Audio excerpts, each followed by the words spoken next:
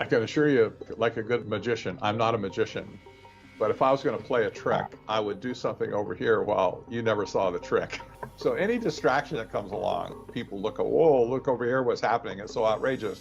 Meanwhile, back over here on the other side, the real trick is taking place and technocracy marches on. And now these people are coming back as a group to reassert themselves on society, taking control of society to create a scientific dictatorship. And that's exactly where we're going. It's important to remember that technocracy is not a political system, it's an economic system.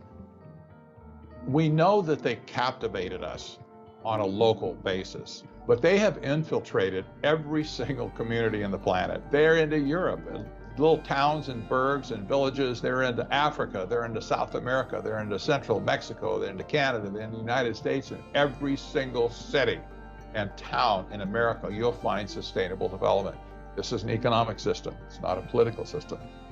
But they've done it by going local and getting it introduced into local communities, and this is where the battle must be fought.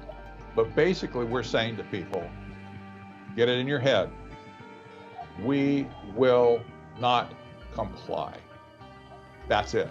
We will not comply. This is one of the greatest opportunities to do something tangible across not just the local community, but across the whole nation, because the symbology of it is all these little towns, all these cities, people everywhere are doing it locally. That's where you have to get access to stores and to, services and stuff. But they're also doing it nationally to send the message up the food chain. We will not comply. Let them figure that one out. We will not comply with your plans. We will not be socially engineered. We will not be manipulated into, scrambling our mind into making us instruments of fear. I see this as being a great opportunity for us that we haven't seen in 50 years. The system is so out of control. How much truth do you want to bring to people? Sometimes people just see what's happening and they kind of freak out and it ruins their lives, and that isn't really what I want to do. The solution is you. And that's the real problem that people have in dealing with the information. They see it and they don't realize that they hold the key to changing it, because it's our compliance of all this stuff that allows it to happen, our compliance of wrong behavior. If we were to stop complying with this system, it would fall apart in a day. And people say, well, that's not going to be any good, because if I stop complying, someone else will just take my place. And that is the unfortunate reality, and it's getting worse every day. But even with that, it becomes a catch-22, because you realize that the only real thing that's going to stop the system is the people, and you're only going to do that by spreading awareness. So people simply have to become aware of their surroundings. So again, it becomes this thing, how can you know this information and not share it with people? Because once you really know the information and you really see the situation, you begin to realize that it is only by sharing the information with people and by people becoming aware of what is really happening that we're going to be able to change things. Because all we need to change it is public awareness. If enough people knew and they simply stopped what they were doing, we change the world in a day. And that has always been my great hope, that we would just get this groundswell of people and we would just stop and say, hey, no, we're not going to do this anymore. And we still can do that. And the issue is that in light of what we're facing, it is in fact the only thing that we can do.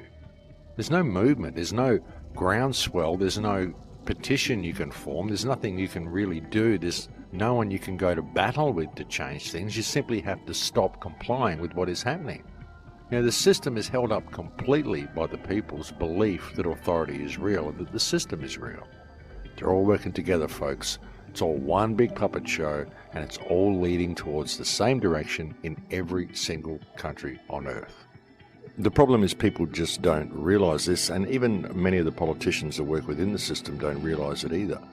Many politicians join the system because they really do care. They genuinely want to make a difference, and they believe the system works. Certainly not all. There are many who just join politics because it is a viable career choice for the ultra-corrupt, but there are still others, there are some who actually do join because they want to make a difference. And they think that's the way you can do it. They think that if they go in there and they follow by all these rules, then they can make things happen. I don't understand that the corruption is systemic and that the guiding hand exists from beyond the system. That's why the people have to realize that we are the ones who hold the whole thing up, and we are the ones who can bring about change simply by remembering who and what we are. But again, the disconnect is so deep. It isn't just a matter of people realizing authority is a fiction. There's so much more to it. There's so much more to this reality that we just don't understand. And as I said, if people really ever saw the level of control that they are under and really understood the big picture completely, many of them would simply implode. It would just be too much for them. When you can see the world for what it is and you can see how easy it would be to change it, it can become incredibly frustrating that the people around you don't see it.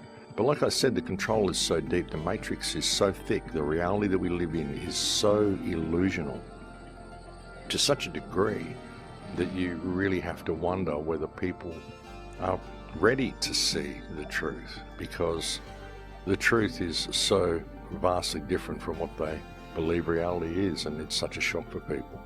Until people are prepared to think completely outside the box, we're never really going to find the solution, because the solution is the people. Nothing is what we're being told. But as I said, the rabbit hole goes so deep, and once you go down this rabbit hole and you really begin to look at things, the findings are so shocking for most people that they simply don't want to go there. They go into cognitive dissonance, and so they close the book and just go back to work.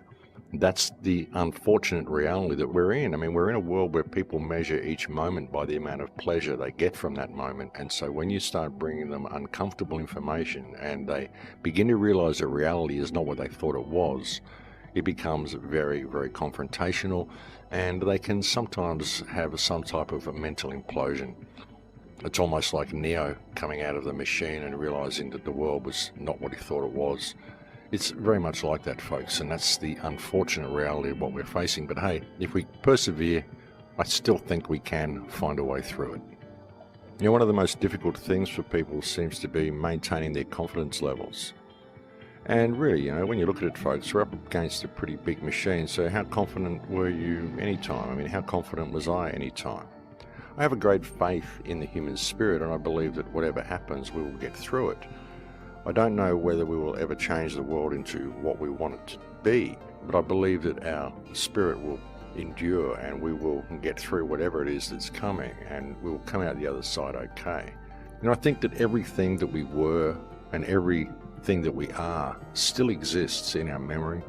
It still exists in our blood. It exists in our genetic code. It exists in the very essence of who and what we are. It's what we're made of, so we can't ever lose this, no matter how hidden it becomes. The problem is that it's been hidden so well, and people have been so programmed into this illusional reality of what they think is possible, which is all focused around their left brain, that they simply can't see outside the box, and that's the difficult thing. But it's still all there. All of that information is still there, and I think it will come to surface eventually.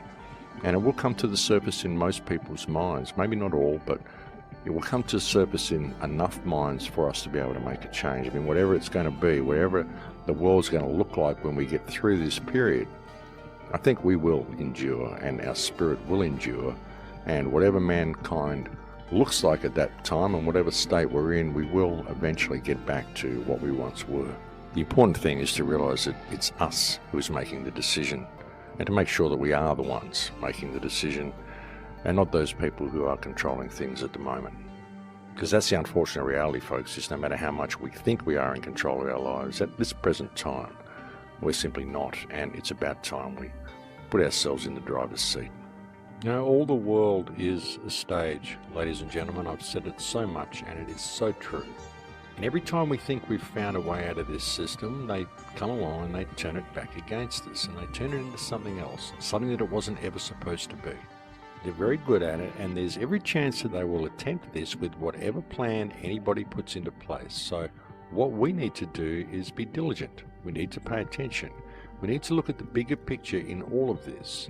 We need to realize what this digital smart grid is and how it is going to control us, and how it is the grid itself that is the problem. Now, the central banking system has been absolutely terrible what it's done, the slavery that it's brought about and the terrible hardship that it's put people in. But it can't last forever. We're all expecting it to crash, and we know it's going to. It can't continue what it's doing. And we've always thought that that was it. It was all about control, and that this control was always achieved by limiting people's access to funds. And sure, they're doing that as well, and they've always done that, but now they've sort of gone beyond that. Now it isn't about limiting your access to funds, it's about making sure that those funds are used and are spent for every single aspect of your life.